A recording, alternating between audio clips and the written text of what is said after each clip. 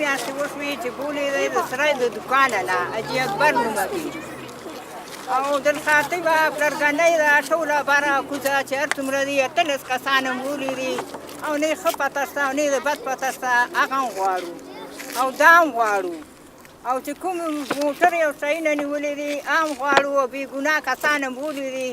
او مونږ کې یو هم ګناهګار نشته چې تاسو ته ویو چې دا ګناهګار دی تاسو څوکۍ ساتئ او بیا سړک په مونږ راواچوئ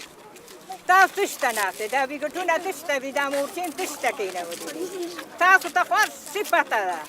او مونږ ته خو پته نشته مونږ خو راځه او کاڼۍ په کورو کې چې ماښام شي چې ماښام نه پس مه راوځئ او بیا مونږ تشې چوکۍ وساتو